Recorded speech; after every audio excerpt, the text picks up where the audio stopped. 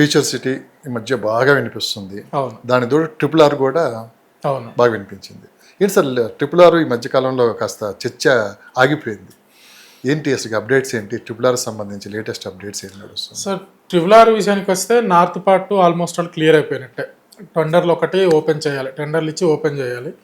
So second land కూడా అయిపోయింది. Land acquire చేసుకోవడం కూడా కంప్లీట్ అయిపోయింది. సో టెండర్లు తీసుకోవాలి, టెండర్లు తీసుకొని దానికి టెండర్లు ఓపెన్ చేసుకోవాలి నార్త్ పార్ట్ అయితే.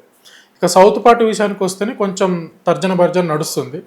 సో సౌత్ పార్ట్ ఏంటంటే అందరికీ ఈ హెచ్ఎండిఏ డిపార్ట్మెంట్ వాళ్ళు అన్ని సర్వే నెంబర్లన్నీ కూడా అనౌన్స్మెంట్ చేశారు. రైతులకు అది తెలిసిపోయింది. కొంతమంది రైతులు కామన్, ఇప్పుడు నేనున్న ఆ ప్లేస్లో, ఆ రైతుల ప్లేస్లో నేనున్నా కానీ నేను వెంటనే ల్యాండ్ ఇస్తా పట్టనే నేను కూడా. సో రైతులు కొంచెం వాళ్ళు అపోజ్ చేస్తున్నారు వద్దు అని. సో ఇది బాగా ల్యాండ్ ఎక్వైర్ పొజిషన్లో ఉంది. దానికి తోడు ఇంకా డిపిఆర్ పొజిషన్లో ఉంది. సో సర్వే జరిగి హెచ్ఎండిఏ ఒక సర్వే ఇచ్చింది, ఈ సర్వేలు వెళ్తుందని చెప్పేసి అని. ఇంకా డిపిఆర్ క్లియర్ కట్గా ఎక్కడ జంక్షన్స్ వస్తున్నాయి, ఎక్కడ కలవట్లు వస్తున్నాయి, ఎక్కడ ఏమొస్తున్నాయి అనేది మొత్తం కూడా ఒక డిపిఆర్ రెడీ కావాలి.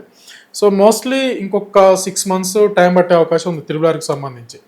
ఇక ఫీచర్ సిటీ అంటే ఫీచర్ సిటీలో మనం డే 1 నుంచి మొదలు పెట్టుకుంటే రేవంత్ రెడ్డి గారు మంచి మంచి పనులు చేసుకుంటారు. అదే సార్ నేను అంటున్నా, రేవంత్ రెడ్డి గారు Day 1 అనౌన్స్ చేసినప్పుడు దీని మీద ఒక పెద్ద ఎత్తున చర్చ నడిచింది. అవును. ఏదో మొత్తం మార్కెట్ అంతా కొలాప్స్ అయిపోయింది, రియల్ ఎస్టేట్ పడిపోయింది అని చెప్పి ఫస్ట్లో ఏంటి ఒక 1 year దాకా ఇదే నడిచింది. అవును.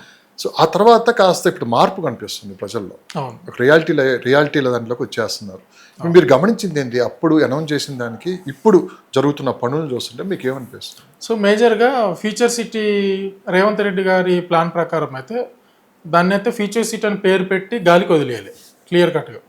ఫీచర్ సిటీ అని అనౌన్స్మెంట్ చేయడం, దానికి ఒక బోర్డు ఏర్పాటు చేయడం, ఆ బోర్డుకి సంబంధించి కొంతమంది వ్యక్తుల్ని రిక్రూట్ చేయడం, ఆ ఫీచర్ సిటీ పరిధి ఎంత పరిధిలో ఉంటుంది, ఎన్ని విలేజ్లు ఎన్ని మండలాలను క్లియర్ చేసుకోవడం, దానికి తోడు ఈ ఫీచర్ సిటీకి ఆపరేషన్ జరగాలి చేయబట్టి ఈ ఆపరేటివ్ మొత్తం జరగాలంటే ఒక ఆఫీస్ ఉండాలనుకోవడం. మంచిగా మీర్ఖాన్పేట దగ్గర ఎఫ్సిడి ఆఫీసు అనౌన్స్మెంట్ చేశాడు. 150 days అనుకుంటా మోస్ట్లీ 150 daysలో ఫీచర్ సిటీ కన్స్ట్రక్షన్ కూడా ఫీచర్ సిటీ ఆఫీసు కన్స్ట్రక్షన్ చేసి ఈ మధ్య కాలంలో June 10th ఏదో దాన్ని లాంచ్ కూడా చేశాడు. సో దాంట్లో వర్కులు స్టార్ట్ అయిపోయినాయి. సో దానికి తోడు మళ్ళీ ఫీచర్ సిటీ కమిషనరేట్ ఒకటి అనౌన్స్మెంట్ చేశాడు. ఆ కమిషనరేట్కి అక్కడ అండర్ కన్స్ట్రక్షన్లో వెళ్తుంది. దీంతో పాటు మన గొప్పగా చెప్పుకోవాల్సిన విషయం ఏంటంటే భవిష్యత్తులో ఏదైనా గవర్నమెంట్ వచ్చి ఫీచర్ సిటీ రద్దు చేస్తున్నాను అని అంటే మా పరిస్థితి ఏందని ఎవరైతే గ్లోబల్ ఇన్వెస్టర్స్ ఉంటారో వాళ్ళకి ఎలాంటి భయం లేకోకుండా దాన్ని చట్ట రూపంలో ముందుకు తీసుకెళ్లే ప్రయత్నం చేస్తున్నాడు. సో భూసేకరణ చట్టం 2013 ఒక చట్టాలు వీటన్నిటిని కూడా ఒక దగ్గర తీసుకొచ్చి మంచి టైట్ చేస్తున్నాడు. అమరావతిలో పరిస్థితులు చూసి ఎగ్జాక్ట్లీ అమరావతిలో పరిస్థితులను చూసి సో దానికి కామన్గా ఒక ఇన్వెస్టర్ ఆ పొజిషన్లో మనం భయపడతాం. సో ఆ భయాన్ని తొలగించే ప్రయత్నం మాత్రం చేశాడు. సో దాన్ని చట్టం తీసుకొస్తున్నాడు. దాన్ని రేపు అసెంబ్లీ సెషన్లో పెడతాడు. దాన్ని అసెంబ్లీ సెషన్లో పెట్టి ఆమోదించుకుంటాడు. దానికి ఎలాంటి కట్టుదిట్టమైన పనులు చేయాలో చేసేస్తాడు. సో ఫీచర్ సిటీలో ఇదొకటి జరుగుతుంది. తర్వాత కనెక్టివిటీ మనం మేజర్గా ఏంటంటే transportation important. Ratan Tata greenfield road almost 40% కంప్లీట్గా వచ్చింది. సో ఎక్కడెక్కడనంటే గవర్నమెంట్ ల్యాండ్ ఏదైతే ఉందో అక్కడ గవర్నమెంట్ ల్యాండ్ ఉన్న దగ్గర మొత్తం కూడా వర్క్లు స్టార్ట్ చేశారు. గత 3-4 నెలల క్రితం నుంచే ఒక అరౌండ్ 1 week అవుతుంది. ఈ 1 week బిఫోర్ ఫారెస్ట్ ల్యాండ్ కూడా స్టేట్ గవర్నమెంట్కి ట్రాన్స్ఫర్ అయింది. సో అంటే కొంత ఫారెస్ట్ ల్యాండ్ నుంచి కూడా ఈ 300 feet రోడ్ వస్తుంది. ఆ ఫారెస్ట్ ల్యాండ్ కూడా స్టేట్ గవర్నమెంట్కి ట్రాన్స్ఫర్ అయింది. ఇప్పుడు ఇంకా వర్క్లు ఇంకా స్పీడ్ అవుతాయి. సో దీనివల్ల ఏంది 300 feet గ్రీన్ఫీల్డ్ రోడ్ కంప్లీట్ అవుతుంది. ఇప్పుడు ఫీచర్ సిటీ ఆఫీస్ కంప్లీట్ అయిపోయింది. ఇంకా ఇంకొక గొప్పగా చెప్పుకోవాల్సిన విషయం ఏంటంటే వీటన్నిటికంటే కూడా ఇంకొక నెంబర్ 1 విషయం, మేడిపల్లి నుంచి తక్కలపల్లికి 100 feet రోడ్డు వేస్తున్నారు. ఇది ఎందుకు వేస్తున్నారు అని అంటే ఈ నక్కర్త మేడిపల్లి తాటిపర్తి పరిధి కురిమిద్ద పరిధిలో ఉన్న లైసెన్స్ ఇచ్చిన ల్యాండ్ ఉంది, 4000 ఎకరాల ల్యాండ్. అట్లనే 2000 ఎకరాలు, సుమారు 2000 ఎకరాలు అంటే 1975 ఎకరాలు ఏమో ఉంటుంది. సుమారు 2000 ఎకరాలు ఈవీ అండ్ ఎనర్జీ పార్క్ కూడా ఇచ్చింది గవర్నమెంట్. ఈవీ అండ్ ఎనర్జీ పార్కుకు సంబంధించి 8 కంపెనీలు, లైసెన్స్కి సంబంధించి 18 కంపెనీలు భూమి పూజ చేయడానికి సిద్ధంగా ఉన్నాయి. ఈ 18 లైసెన్స్ కంపెనీలలో 14 లైసెన్స్ కంపెనీలు మన కేసీఆర్ గారి గవర్నమెంట్లో ఎంఓఎల్ అయినాయి. అది చాలామంది తెలియదు అది. సో అప్పుడు ఎంఓఎల్ అయినాయి, ఇప్పుడు ఇబ్బంది పెడుతున్నారు, మేము కంపెనీలు పెట్టుకుంటాం తొందరగా అని చెప్పేసి.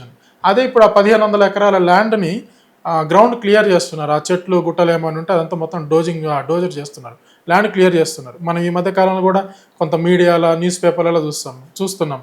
సో ల్యాండ్ క్లియర్ చేస్తున్నారు, రైతులు అడ్డుపడుతున్నారు ఇది అని చెప్పేసి అని. సో మేజర్గా ఏంది ఈ 100 ఫీట్ రోడ్డు కూడా కంప్లీట్ చేస్తున్నాడు. అంటే మనకి ఇంకొక 6 monthsలో ఈ నక్కర్తమేడిపల్లి తాటిపర్తి పరిధిలో ఉన్న ల్యాండ్ ఏదైతే ఉందో ఈ ల్యాండ్కి సంబంధించి భూమి పూజలు ఒక్కసారి జరిగినాయా మిడిల్ క్లాస్ వాళ్ళకి అందుబాటులో ఉండవు. ఇది కరెక్ట్ టైం ఇన్వెస్ట్మెంట్ పెట్టుకోవడానికి మిడిల్ క్లాస్ వాళ్ళకి. సో రేవంత్ రెడ్డి గారు ఇప్పటివరకు చేస్తున్నట్లలో రోడ్లు క్లియర్ చేస్తున్నాడు, ఆఫీసులు క్లియర్ చేశాడు, చట్టం పరంగా దాన్ని టైట్ చేస్తున్నాడు. సో ఇది మనం పొలిటికల్ కాన్సెప్ట్ అనేది కాదు. ఈ మధ్య కాలంలో హరీష్ రావు గారు కూడా మళ్ళీ ఫీచర్ సిటీని నేను రద్దు చేస్తాను వస్తే అని అంటే ఫీచర్ సిటీని రద్దు చేస్తే హరీష్ రావు గారు ఏం చేస్తారు, వారి ప్లాన్ ఏంటి?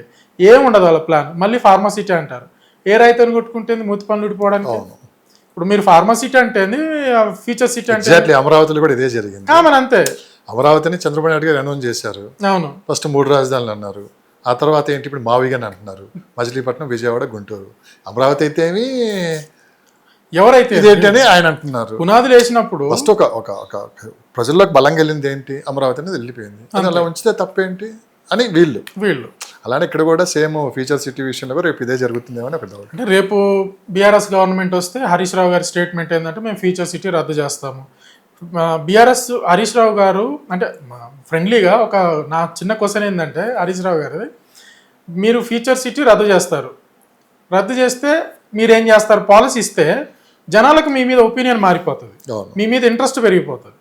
మీరేం చేస్తారు? ఫీచర్ సిటీ రద్దు చేస్తారు, చేసి మీరేం చేస్తారు? ఫార్మాసిటీని కంటిన్యూ చేస్తారా? అదన్నా చెప్పండి. ఎందుకంటే ఇన్వెస్టర్స్ మైండ్లో నుంచి భయాలు పోతాయి.